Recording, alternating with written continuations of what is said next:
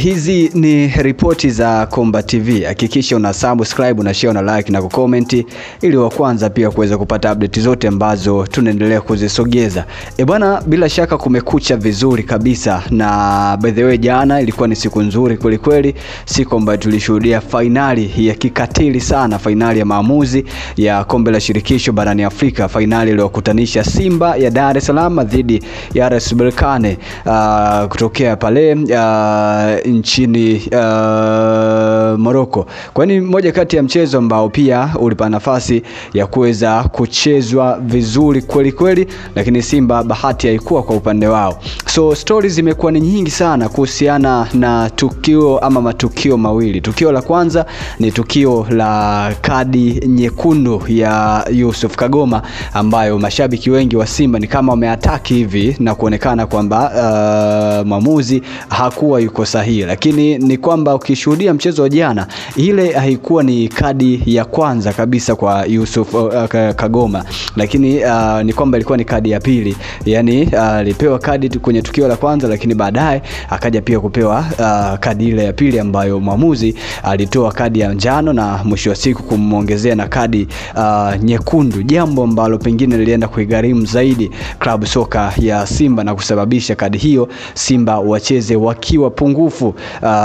Yani ndani ya uwanja Simba wacheze wachezaji 9, lakini wakati huo wale RS Berkane wakiwa na watu wao wa kutosha, ama wakiwa watu wote 10 uwanjani na mlinda mlango wa 11. Kwa hiyo ni moja kati ya kadi ambayo pengine Yusuf Kagoma alifanya pasipo kujua ama pasipo kuangalia na madhara yake ni namna gani inaweza pia kaleta madhara makubwa ndani ya kikosi hicho cha Simba ambacho kilikuwa kinahitaji kwa hali na mali ubingwa siku ya jana, kwa sababu eneo ambalo Yusuf Kagoma alikuwa amecheza ile slide tackling halikuwa eneo lenye madhara makubwa.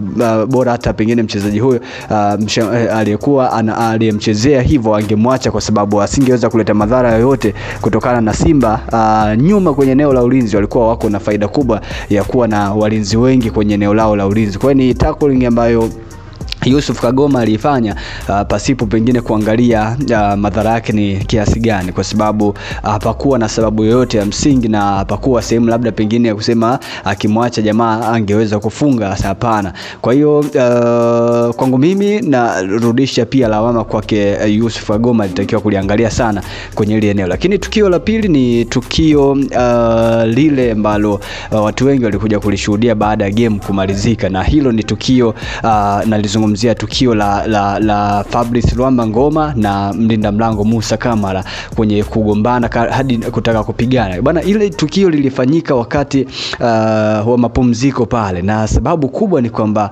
Fabrice Luamba Ngoma alikuwa anajaribu kumuelekeza Musa Kamara namna ya kucheza, lakini pia namna ambavyo anatakiwa kuyafanya matukio yake kwa usahihi zaidi na kuwasiliana na wachezaji wenzake pamoja na vitu kama hivyo. Lakini jambo ambalo Musa Kamara akawa hataki kuelezeka, so ikatokea sintofahamu ambayo tukashuhudia wachezaji hao wote wawili ni kama vile nusu zipigwe hivi, na baadhi ya wachezaji wa Simba wakaja kwa ajili ya kuweza kupunguza ama kuzuia tukio lile. Ni tukio ambalo tu la kawaida kwenye game.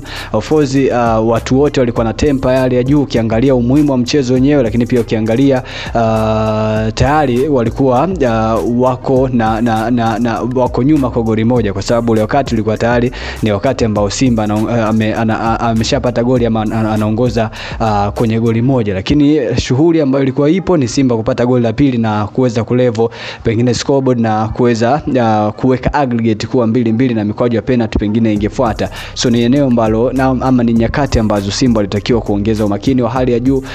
Kila mchezaji alikuwa tempa iko juu, kila mchezaji anaiwaza finali, kila mchezaji anawaza namna gani pia anaweza kaisaidia timu yake. Kwa hiyo issue kubwa ilikuwa ni kuelekezana tu kwenye jambo la kawaida, jambo ambalo lika mshatempa kwa wachezaji hao wawili na kuanza kugombana. Kwa hiyo ni matukio mawili ambayo pia jana of course yalipa nafasi ya kuweza kutokea. Wewe binafsi comment yako ikoje kuhusiana na haya ambayo tunayajadili hapa? Hizi ni ripoti za Komba TV.